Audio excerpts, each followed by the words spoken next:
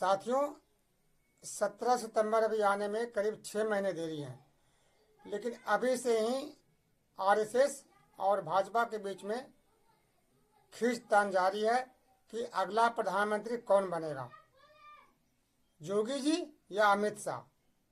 चौंकने की जरूरत नहीं है, क्योंकि ये मोदी जी ने ही बीजेपी के संविधान में विधान बनाया था कि 75 साल पूरा होने के बाद कोई भी व्यक्ति सक्रिय राजनीति में भाजपा का नहीं होगा।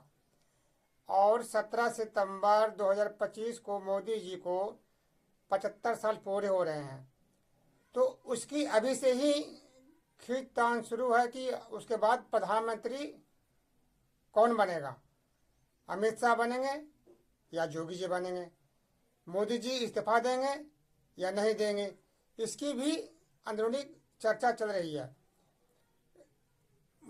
बीजेपी ने खुद ही ऐसा विधान बनाया था कि शायद 75 साल के बाद बीजेपी के नेताओं का दिमाग थोड़ा कम हो जाता।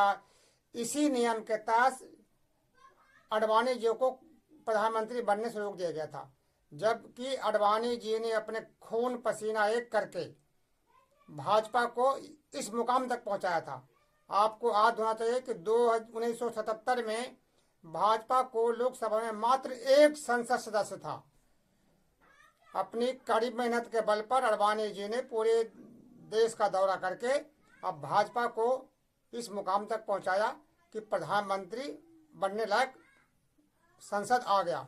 लेकिन जब प्रधानमंत्री बनने का बारी अडवाणी जी को आया तो ऐसा विधान तैयार कर दिया गया मोदी जी की तरफ से कि भाई जो 75 साल का हो जाएगा वो सक्रिय राजनीति में नहीं रहेगा।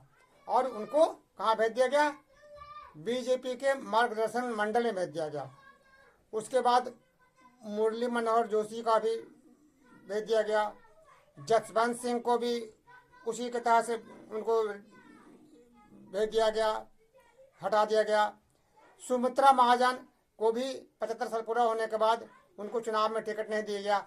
इसी तरह से भाजपा के बहुत सारे देश में सांसद हैं जिनकी उम्र 75 साल से ऊपर हो गया, उनको टिकट नहीं दिया गया, योग्य नेताओं को। ये मोदी जी की गारंटी था, मोदी जी ने खुद, उनकी हर बात की गारंटी होती है। तो अब ये देखना है कि मोदी जी की गारंटी यहाँ पर काम आता है कि नहीं आता है। अब चूंकि विधान तो उन्होंने ही बनाया है और 17 सितंबर 2025 को 75 साल के वो भी हो जाएंगे, तो तरीके से तो उनको अपना पद छोड़ देना चाहिए और छोड़ेंगे भी, क्योंकि विधान तो उन्होंने बनाया है। अब ये देखना है कि उनके पास दो ही रास्ता है कि वो पद छोड़ते हैं या संविधान को धाता बताते हैं और नया संविधान करते हैं। ये तो समय बताएगा। लेकिन यदि वो प्रधानमंत्री पद को त्याग देते हैं तब भी समस्या है। अब वहां पर दो खेमे बने हुए हैं कि प्रधानमंत्री कौन होगा, अमित शाह या योगी आदित्यनाथ जी, किसको प्रधानमंत्री में ज़्यादा मौका मिलेगा, ज़्यादा चांस है।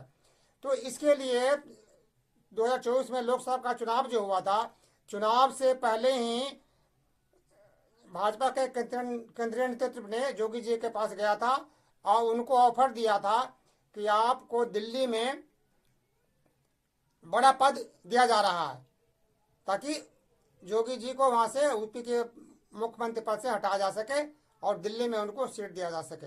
मगर मोदी जी, योगी जी के जो बात सुनकर भाजपा में भी खलबली मच गई। उत्तर प्रदेश से लेकर के दिल्ली तक खलबली मच गई। उन्होंने साफ कर दिया कि हम गोरखपुर जाना पसंद करेंगे मगर दिल्ली जाना पसंद नहीं करेंगे। ये तो अमित शाह के लिए बहुत खतरे घंटी हो गई।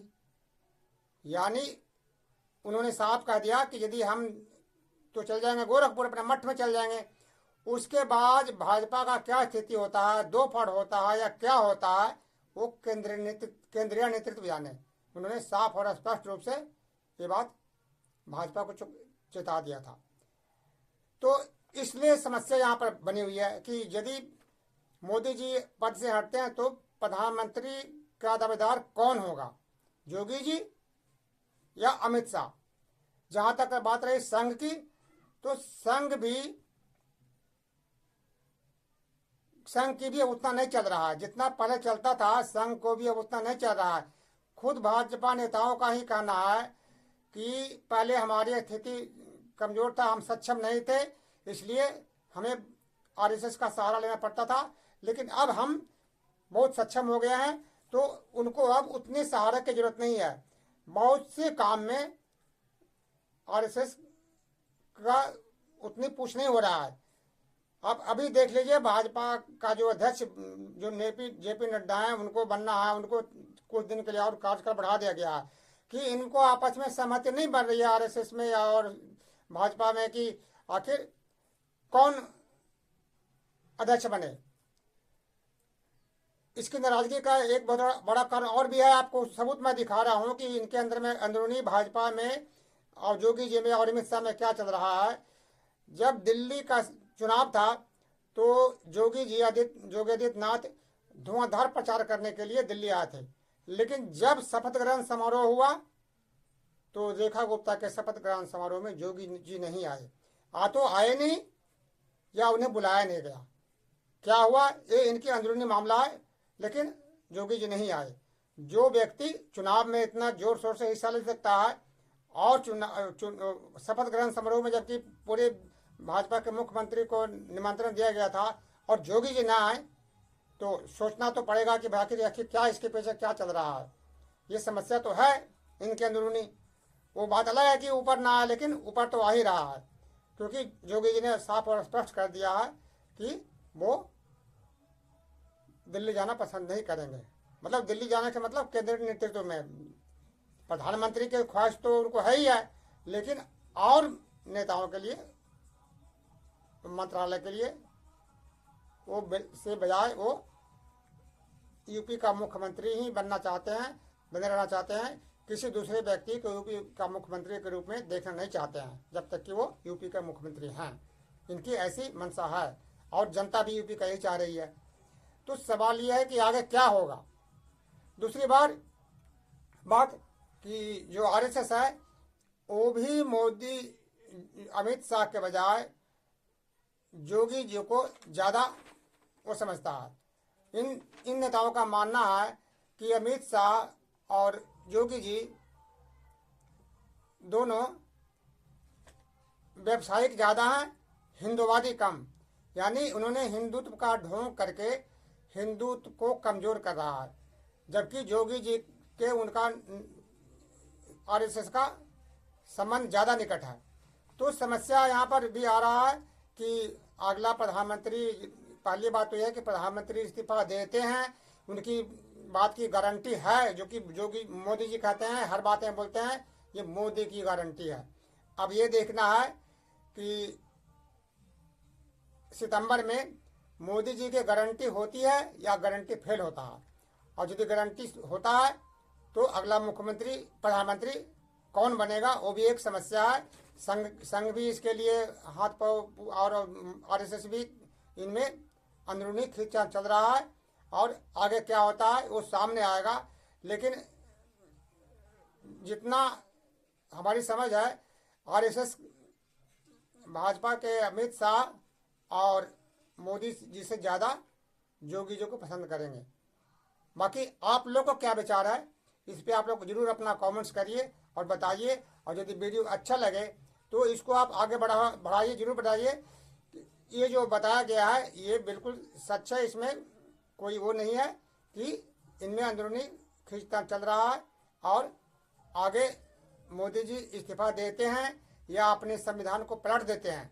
यदि संविधान को पलट देते हैं तो यही माना जाएगा कि सिर्फ ये संविधान मोदी जी ने अडवाणी को किनारा करने के लिए बनाया था, वरिष्ठ नेताओं को किनारा करने के लिए, और खुद प्रधानमंत्री बनने के लिए बनाया था।